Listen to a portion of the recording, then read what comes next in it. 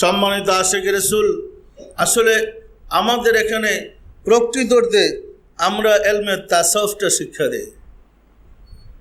School, college, ইউনিভার্সিটিতে যেমন ইলমে কিতাব শিক্ষা দেওয়া হয়, আমরা এখানে শিক্ষা দেই ইলমুল কলব, ইলমে তাসাউফ।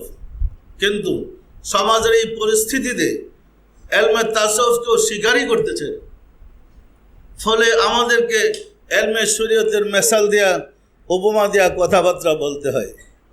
সমস্ত নবী রাসূলগণ ইলমুল কলবের বিদ্যায় বিদ্যান ছিলেন। যেমন যারা বলেন যে পীরের আবার মারেফত পাইলে কোথায়, মারেফত তো কুরআন হাদিসে নাই, এই কথাটা কিন্তু আসলে একটা বুকার কথা, বুদ্ধিমান জ্ঞানী লোকের কথা না। আল্লাহ শরীয়ত না মারেফত বলেন তো? নবীর আবার আল্লাহরে পাইলে কোথায়? আল্লাহ তো মারেফত, মারেফত না থাকলে তো আল্লাহ থাকবো কোথায়? নবীর সাথে আল্লাহর সাথে প্রেমের সম্পর্ক শরীয়ত না মারেফত?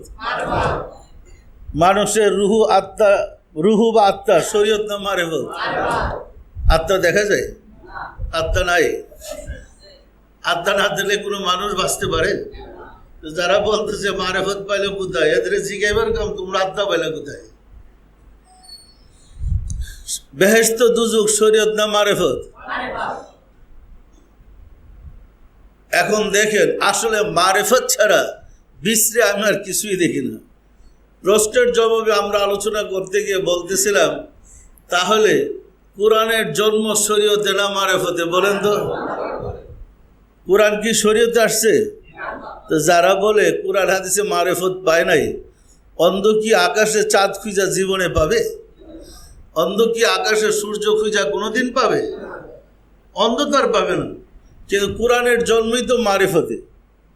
আসমানের নিচে এমন কোনো লোক নাই যে প্রমাণ করতে পারবে জিবরাইল ফেরেশতা কোরআনের এক বান্ড, মানে এক কফি কোরআন শরীফ হাতে করেন না মানুষের সামনে দিয়া বলছেন এই যে লোন কোরআন। এমন কোনো ঘটনা আছে?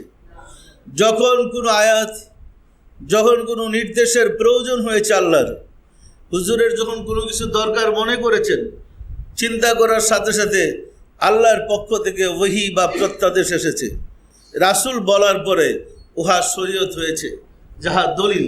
বলার আগ পর্যন্ত ওহী সবই ছিল মারিফত। কি বলেন, সত্য না মিথ্যা? তাহলে কোরআনের জন্ম শরীয়তে না মারিফতে?